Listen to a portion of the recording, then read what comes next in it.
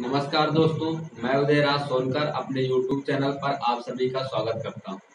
हम इसके पिछले वीडियो में हिमालय से निकलने वाली नदियों के बारे में बात कर लिए हैं और आज के इस वीडियो में बात करेंगे दक्षिण भारत से निकलने वाली नदियों के बारे में। तो इस चैनल पे जो लोग नए हैं, जो इस चैनल को सब्सक्राइब नहीं किए हैं, वो इस चैनल को सब्सक्राइब कर लें और बेल आइकन को प्रेस कर लें ताकि उन्हें इस तरह की वीडियो की नोटिफिकेशन मिल सके। तो आइए मेरे भाई, आज हम इस वीडियो में बात करते हैं कि दक्षिण भारत से निकलने वाली नदियों के बारे में। ठीक है दोस्त, तो इस हम पूरा का पूरा नदियों के बारे में कंप्लीट करके ही किसी अगले चैप्टर पे आएंगे। तो पहले हम इस नदियों के बारे में पूरा का पूरा क्या करेंगे, कंप्लीट करेंगे। ठीक है दोस्त, तो आइए हम बात करते हैं यहाँ से दक्षिण भारत से निकलने वाली नदियों के बारे में। यानी कि हम बात करते हैं यहाँ से रिवर्स ऑफ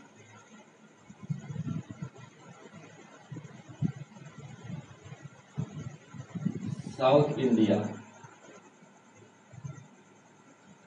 दक्षिण भारत की नदियां।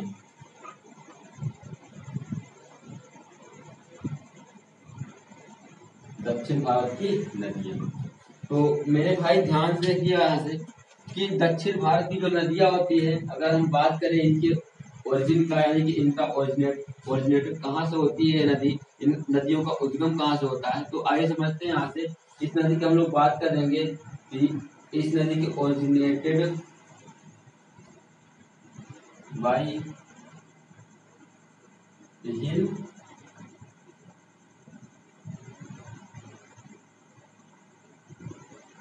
या रेनफॉल वाटर। तो मेरे भाई ध्यान से यहाँ पे समझिएगा कि इन नदियों का ओरिजिन कहाँ से होता है, यानी कि इन नदियों का उद्गम कहाँ से होता है। उद्गम की अगर हम बात करेंगे तो ये नदियां जो हैं या तो कहाँ से उद्गम होंगी, या तो पहाड़ी से होंगी, किसी पहाड़ी से होंगी, या वर्षा के जल से होंगी। किससे होंगी? वर्षा के जल से। तो यहाँ से अब बात यहाँ ध्यान से समझ सकते हैं कि इन नदियों का जो उद्गम स्थल होगा या तो किसी पहाड़ी से होगा या तो वर्षा के जल से होगा। ठीक है दोस्त, और यहाँ से अगर हम बात करें तो ये नदियां सीजनल होती है। कैसी होती है? सीजनल होती है, सीजनल रिवर होती है सब। यानी कि ये मौसमी नदियां होती हैं। कैसी नदियां होती हैं? मौसमी नदियां होती है, मौसमी नदी होती है। ठीक है मेरे भाई, और अगर हम बात करें तो ये नदियां जो हैं, ये नदियां डेल्टा का निर्माण कम करती हैं। क्या करती हैं ये नदियां? यानी कि डेल्टा कम बनाती हैं। यहाँ तक आप अच्छे से देख सकते हैं कि इन नदियों का जो उद्गम होता है वो कहाँ से होता है। वो किसी पहाड़ी से होगा या कहाँ से होगा? वर्षा के जल से होगा। ठीक है मेरे भाई, ये नदियां कैसी होंगी? मौसमी नदियां होंगी और ये डेल्टा का निर्माण कम करेंगी। क्लियर है बात यहाँ तक? आइए आगे इसके हम लोग समझते हैं। तो ध्यान से यहाँ पे देखिएगा, जो दक्षिण भारत की नदियां होती हैं उनको हम दो तरीके से डिफाइन करके पढ़ते हैं। कितने तरीके से? दो तरीके से। यहाँ से हम लोग अगर बात करें तो दो तरीका कौन कौन सो यहाँ पे होता है। तो यहाँ से हो जाएगा कि पहली वे नदियां होती हैं जो अरब सागर में गिरती है। कहाँ पर? अरब सागर में, यानी अरेबियन सी में।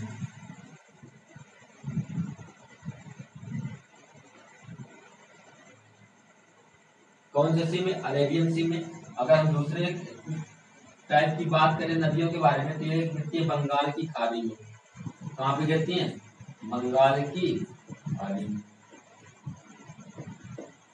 इसे हम लोग कहेंगे बे ऑफ बंगाल। ठीक है मेरे भाई, अब यहाँ से आए समझते हैं कि कौन कौन सी नदियां बंगाल की खाड़ी में गिरती हैं और कौन कौन सी नदियां अरब सागर में गिरती हैं। ठीक है, तो अगर हम अरब सागर में नदियों की बात करें तो पहली नदी हो गई हम लोग की कौन सी? नर्मदा नदी। कौन सी हो गई? नर्मदा। ठीक है, दूसरी नदी की बात करें तो कौन सी हो गई? तापी नदी। कौन सी? तापी रिवर हो गई। ठीक है, अगर तीसरी नदी की बात करें तो कौन सी हो गई? लूनी नदी हो गई। कौन सी? लूनी नदी। ठीक है, और अगली नदी की हम लोग बात करें तो कौन सी नदी हो गई? माही। कौन सी रिवर हो गई? माही रिवर हो गई। और अगली नदी की हम लोग बात करें तो अगली रिवर हम लोग की होगी साबरमती नदी। कौन सी होगी? साबरमती, साबरमती रिवर। और अगली नदी की हम लोग बात करते हैं तो वो होती है पेरियार नदी। कौन सी नदी? पेरियार रिवर। तो आप यहाँ से ध्यान से देख सकते हैं मेरे भाई कि ये कौन कौन सी नदियां हैं जो कहाँ से गिरती हैं? अरब सागर से गिरती हैं। तो आप यहाँ से ध्यान देखिए कौन सी हो गई? पहली नर्मदा, तापी, लोनी, माही, साबरमती और कौन सी होगी? पेरियार नदी। ये नदियां ऐसी है जो कहाँ पे गिरती हैं? जो अरब सागर में गिरती हैं। क्लियर है यहाँ तक? आइए हम लोग अब समझते हैं बंगाल की खाड़ी में कौन कौन सी नदियां गिरती हैं। ठीक है, बंगाल की खाड़ी की अगर हम लोग बात करें तो पहली नदी होगी हम लोग कौन सी? गोदावरी नदी। कौन सी? गोदावरी नदी। ठीक है, और दूसरी अगर हम लोग बात करते हैं कौन सी हो जाएगी? कृष्णा नदी।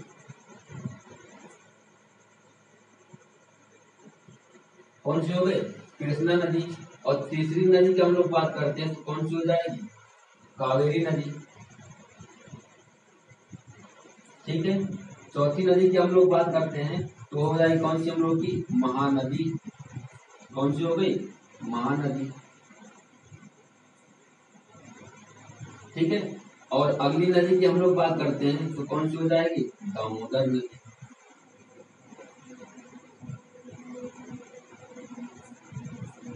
दामोदर नदी। तो आप यहाँ से अच्छे से देख सकते हैं कि कौन सी नदियां बंगाल की खाड़ी में गिरती हैं और कौन सी नदियां अरब सागर में गिरती हैं। ये मुख्य मुख्य नदियां हैं जो बंगाल की खाड़ी में गिरती है और कहाँ पे गिरती है? अरब सागर में। और बंगाल की खाड़ी की बात करें हम लोग तो गोदावरी नदी, कृष्णा नदी, कावेरी नदी, महानदी और कौन सी हो गई? दामोदर नदी होगी। ये मुख्य नदियां हैं जो कहाँ पे गिरती हैं? बंगाल की खाड़ी में गिरती हैं। और ये नदियां जो है वो कहाँ पे गिरती हैं? अरब सागर में गिरती हैं। तो आप यहाँ से अच्छे से देख चुके होंगे मेरे भाई कि ये कौन कौन सी नदियां बंगाल की खाड़ी में गिरती हैं और कौन कौन सी क्या होती है? अरब सागर में गिरती है। बात यहाँ तक क्लियर होगी। तो आइए हम लोग और आगे की बात करते हैं। ठीक है, अब हम इन सभी नदियों के बारे में एक एक नदियों के बारे में क्या करेंगे? पूरा डिटेल से चर्चा करेंगे। क्लियर है बात यहाँ से? और मैथ के साथ हम लोग क्या करेंगे? चर्चा करेंगे। तो आइए आज हम इन नदियों में से एक नदी की बात करते हैं और वो नदी हम लोग की होगी गोदावरी नदी। कौन सी होगी? गोदावरी नदी। और ये बहुत इंपॉर्टेंट नदी है और हम यहाँ से ध्यान देते हैं कि दक्षिण भारत की बहुत महत्वपूर्ण नदी है। ठीक है मेरे भाई, तो आइए हम लोग आज बात करते हैं कौन सी नदी? गोदावरी नदी के बारे में। ठीक है, तो ध्यान से देखिएगा यहाँ से गोदावरी रिवर, यानी हम लोग कहेंगे इसे हिंदी में गोदावरी नदी। कौन सी नदी? गोदावरी नदी। अब ध्यान से यहाँ पे समझिएगा, किसी भी नदी की बात करते सबसे पहले हमको उसको कौन सा पॉइंट देखेंगे? उसका उद्गम कहाँ से होता है, उसका उद्गम किस स्थान से होता है। ठीक है, तो अगर हम इसके उद्गम की बात करें यानी इसके हम ओरिजिन की बात करें, उद्गम, तो जो इसका उद्गम होता है वो होता है त्र्यंबकेश्वर से। कहाँ से होता है? त्र्यंबकेश्वर। कहाँ से होता है? त्र्यंबकेश्वर से होता है। और ये स्थान कहाँ पड़ता है? ये स्थान पड़ता है नासिक। नासिक कहाँ पड़ता है? नासिक। और नासिक कहाँ पे? ये हम लोग कहाँ है? महाराष्ट्र में। क्लियर बात यहाँ से? अगर पूछे आपसे कि गोदावरी नदी का उद्गम स्थल कहाँ से है तो आप आंसर क्या बताएंगे? त्र्यंबकेश्वर से होता है। ठीक है, और अगर ये भी को कह दे कि त्र्यंबकेश्वर कहाँ है तो नासिक में। नासिक कहाँ है? तो महाराष्ट्र में। अब अगले हम इसके पॉइंट की बात करें तो अगला पॉइंट क्या होगा कि ये नदी किन किन राज्यों से गुजरती है। ठीक है, तो आइए देखते हैं यहाँ से ये नदी किन किन राज्यों से गुजरती है। पहला तो कहाँ से गुजरती है? महाराष्ट्र से। और आगे जब ये नदी और आती है तो कहाँ पहुंचती है? एमपी में, यानी मध्य प्रदेश में। और आगे अगर ये नदी आएगी तो कहाँ पहुंच जाती है? छत्तीसगढ़ में। और आगे की बात करते हैं हम लोग, ये नदी पहुंचती कहाँ पे? ओडिशा में। और आगे हम लोग यहाँ से ध्यान दें तो कौन सी जगह? आंध्र प्रदेश। क्या हो गया? आंध्र प्रदेश। ठीक है, अब यहाँ से ध्यान से समझिएगा, अगर ये बात करें कि ये नदी जो गोदावरी नदी है वो भारत के कितने राज्यों से होकर गुजरती है तो आप यहाँ से आसानी से आंसर बता सकते हैं कितने राज्यों से? 1 2 3 4 और 5, यानी कि ये टोटल 5 राज्यों से होकर क्या होती है? नदी गुजरती है। क्लियर है यहाँ तक मेरे भाई। अब ध्यान दीजिएगा कि ये जो नदी है, ये नदी, इस नदी की टोटल लेंथ कितनी है। हम आइए यहाँ से देख लेते हैं कि इस नदी की जो टोटल लेंथ है, टोटल लेंथ की अगर हम लोग बात करें तो इसकी 1465 किलोमीटर, कितनी है, 1465 किलोमीटर है। और इतनी लंबाई होने के साथ साथ ये भारत की दूसरी बड़ी नदी है, यानी दूसरी लंबी नदी है। ठीक है मेरे भाई। तो यहाँ से हम लोग ध्यान से देख लिए कि जो गोदावरी नदी है उसका उद्गम स्थल कहाँ से होता है, तो ये कहाँ से होता है, त्र्यंबकेश्वर यानी नासिक से होता है। ठीक है। और ये किन किन राज्यों से होकर क्या होती है, गुजरती है, तो आप यहाँ से आंसर दे सकते हैं। ये कहाँ से, महाराष्ट्र और मध्य प्रदेश, छत्तीसगढ़, उड़ीसा और कहाँ से, आंध्र प्रदेश से क्या होती है, गुजरती है। ठीक है। और यहाँ से अगर बात करें इसकी टोटल लेंथ कितनी है, तो टोटल लेंथ इसकी कितना है, 1465 किलोमीटर। क्लियर है बात यहाँ तक। और इस नदी को हम लोग यहाँ जानते हैं, इस नदी को, ये कैसी नदी है, ये भारत की दूसरी बड़ी नदी है। कौन सी है, दूसरी बड़ी नदी है। अगर दक्षिण भारत की बात करें तो ध्यान से यहाँ पर देखिएगा, दोनों क्वेश्चन में क्या डिफरेंस है। अगर दक्षिण भारत की सबसे बड़ी नदी की बात करें, यानी सबसे लंबी नदी की बात करें, तो आंसर क्या होगा, गोदावरी नदी। अगर बात करें कि भारत की दूसरी सबसे बड़ी नदी कौन सी, सॉरी सबसे लंबी नदी कौन सी होगी, तो आंसर क्या होगा, कौन सी हो जाएगी, वो गोदावरी नदी हो जाएगी। ठीक है। फिर आप यहाँ से ध्यान से देख सकते हैं कि longest river of south India, कहाँ की, यानी कि ये क्या है, दक्षिण भारत की सबसे लंबी नदी, दक्षिण भारत की सबसे लंबी नदी कौन सी नदी है, गोदावरी नदी। यानी कि ये क्या है, दक्षिण भारत की सबसे लंबी नदी। क्लियर है यहाँ तक बात। ठीक है। आइए अब प्रश्न देखते हैं, ये क्या है, second longest river of India. ध्यान समझिएगा, दोनों क्वेश्चन में क्या है, डिफरेंस है। ये क्या है, भारत की दूसरी लंबी नदी है,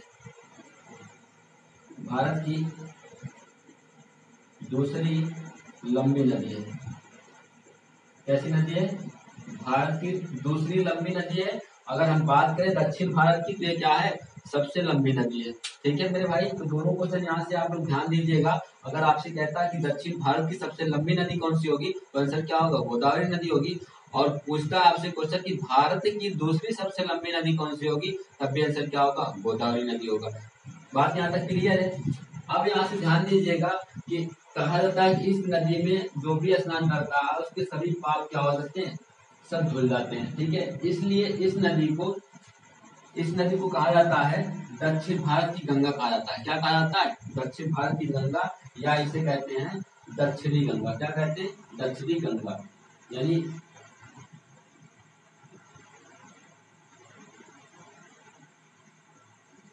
गंगा ऑफ साउथ, इसे कहते हैं दक्षिण की गंगा। क्या कहते हैं, दक्षिण की गंगा, या इसी को कहते हैं दक्षिणी गंगा। किस नाम से जानते हैं, दक्षिणी गंगा के नाम से। तो आप यहाँ से बात आपको क्लियर हो गई होगी। ठीक है।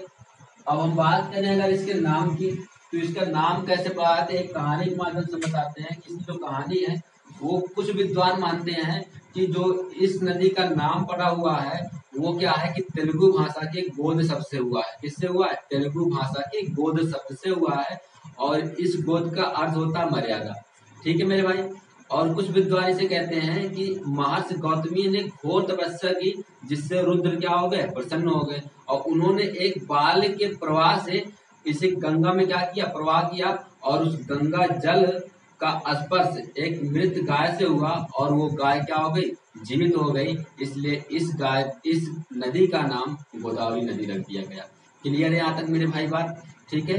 अब इसलिए ये क्या है, महर्षि गौतम से संबंधित है। इसलिए क्या कहा जाता है, इस नदी को गौतमी नदी के नाम से भी जाना जाता है। क्लियर है यहाँ तक मेरे भाई बात। ठीक है। आइए अब हम लोग क्या करते हैं, इस नदी को मैप से देख लेते हैं कि ये नदी किन किन राज्यों से क्या होती है, गुजरती है। तो क्लियर है, आप यहाँ से ध्यान से देखिएगा। ठीक है। चलिए हम देखते हैं यहाँ से ये नदी किन किन स्थानों से गुजरती है और किन किन कहाँ से क्या होता है इसका उद्गम स्थल होता है। तो ध्यान दीजिएगा, ये इस नदी का उद्गम कहाँ से होता है, हमने बताया महाराष्ट्र के नासिक के त्र्यंबकेश्वर से होता है। कहाँ से होता है, त्र्यंबकेश्वर से होता है। और ये नदी इस तरफ से आगे की ओर जब बढ़ती है तो ये नदी यहाँ पहुँचती है, ये पहुँचती है प्रभानी जिला में। कहाँ पहुँचती है, प्रभानी डिस्ट्रिक्ट या प्रभानी जिला, ठीक है। और ये किस स्थान से इसका उद्गम हो रहा है, तो आप यहाँ से बता सकते हैं कि ये स्थान कौन सा है, त्र्यंबकेश्वर है। क्या है, त्र्यंबकेश्वर। ये कहाँ पड़ता है, ये पड़ता है नासिक में। कहाँ पड़ता है मेरे भाई, नासिक में पड़ता है। जब ये नदी यहाँ से आगे और आती है, कहाँ पहुँचती है, प्रभानी जिला में। तो प्रभानी जिला में एक इसकी सहायक नदी आकर के मिल जाती है और ये नदी निकलती है। इस नदी को हम लोग जानते हैं, इस नदी को जानते हैं पूर्णा के नाम से। कौन से नाम से, पूर्णा नदी के नाम से। और ये नदी निकलती है अजंता की पहाड़ी से। कहाँ से निकलती है, अजंता पहाड़ी से। हमने पहले ही बात की है यहाँ से कि ये जो नदियां हैं वो या किसी पहाड़ी से निकलेंगी या वर्षा के जल से निकलेंगी। बात यहाँ तक क्लियर है मेरे भाई। तो यहाँ से आप देख सकते हैं ये जो नदी है, इस नदी का उद्गम कहाँ से हो रहा है, त्र्यंबकेश्वर। कहाँ पड़ता है, नासिक में, ठीक है। और ये जब नदी और आगे आती है तो ये नदी कहाँ पहुँचती है, प्रभानी जिले में। और यहाँ पे एक सहायक नदी आकर के मिल जाती है, उस नदी का क्या नाम है, पूर्णा नदी है। और ये नदी निकलती कहाँ से, तो अजंता की पहाड़ी से निकलती है। बात यहाँ तक क्लियर है मेरे भाई, ठीक है।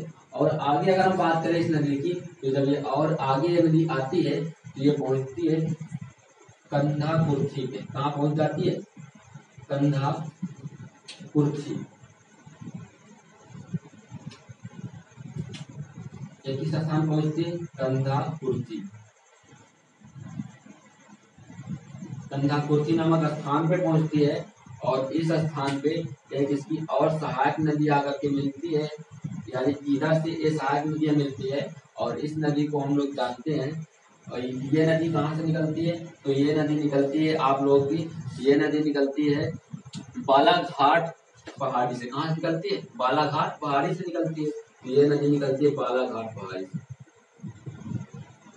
कहाँ से निकलती है, बालाघाट पहाड़, ठीक है। और इस नदी को हम लोग जानते हैं मंजरा के नाम से। किस नाम से, ये नदी कौन सी है, तो ये नदी कौन सी है, मंजरा के नाम से। तो ये इसकी क्या है, ये इसकी दाईं ओर की सहायक नदी और ये इसकी क्या है, बाईं ओर की सहायक नदी, ठीक है। अब अगर हम आगे की बात करें तो यहाँ से ये जब नदी और आगे बढ़ती है तो ये नदी पहुँचती है इस स्थान पे और यहाँ पे स्थान पड़ता है कोलेश्वरम। क्या पड़ता है, कोलेश्वरम। कोलेश्वरम ये स्थान पड़ता है और यहाँ पर एक सहायक नदी इसकी आकर के मिलती है, कोलेश्वरम, ठीक है मेरे भाई। तो ये जो कुलेश्वरम स्थान है, यहाँ पर एक नदी आकर ये तीन धाराओं के रूप में ये नदी आती है। और ये जब मिल जाती है तो इस नदी को अलग नाम से जाना जाता है और इस नदी को जाना जाता है प्राणहिता के नाम से। कौन सी नदी है ये, प्राणहिता नदी है, ठीक है। और ये कौन कौन सी तीन धाराओं के रूप में आती है, तो ये आती है पेनगंगा, किस नाम से, पेनगंगा। और ये कौन सी हो, दूसरा वर्धा हो गई और तीसरा हो गई कौन सी, वेनगंगा। कौन सी हो गई, वेनगंगा। तो आप यहाँ से ध्यान से देख सकते हैं ये तीन धाराओं में ये नदी आती है और तीनों धारा जब संयुक्त रूप से मिल जाती है तो इस नदी को किस नाम से जाना जाता है, प्राणहिता के नाम से जाना जाता है। और ये नदी कहाँ पर आके मिलती है, ये नदी मिलती है गोदावरी नदी में और किस स्थान पे, कोलेश्वरम नामक स्थान पे मिलती है। किस स्थान में मिलती है, कोलेश्वरम नामक स्थान से मिलती है, ठीक है मेरे भाई।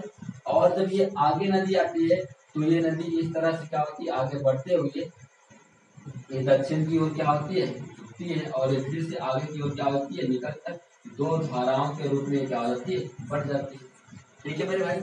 अब आगे की हम लोग बात करें तो यहाँ पे ये जो स्थान पड़ता है, इस स्थान पे एक नदी आकर मिलती है और ये जो स्थान है वो है सनमोर संगम। क्या है, इस स्थान को किस नाम जानते हैं, सनमोर संगम के नाम से जानते हैं। किस नाम जानते हैं, सनमोर संगम के नाम जानते हैं। और यहाँ पर इस तरह से इस साइड से एक नदी आकर के मिल जाती है और इस नदी को हम लोग जानते हैं इंद्रावती नदी के नाम से। कौन सी नदी है, इंद्रावती इंद्रावती नदी। कौन सी नदी है? इंद्रावती नदी है। क्लियर है मेरे भाई। और ये किस पहाड़ी से निकलती है? अगर हम लोग बात करें ये निकलती है दंडकारण्य पहाड़ी से। किससे निकलती है? दंडकारण्य पहाड़ी से। दंडकारण्य पहाड़ी से क्या होती है? नदी निकलती है। और ये कौन सी नदी है? ये नदी हम लोग की कौन सी होगी? इंद्रावती नदी। क्लियर है मेरे भाई यहाँ की बात। अगर हम यहाँ की बात करें तो एक स्थान यहाँ पड़ता है और यह स्थान है पुनावारम। क्या है यह स्थान? पुनावारम। कौन सा स्थान है ये? पुनावारम। और यहाँ पर एक नदी यहाँ से आकर के मिलती है और इस नदी को हम लोग जानते हैं सबरी नदी के नाम से। किस नदी के नाम से? सबरी नदी के नाम से जानते हैं।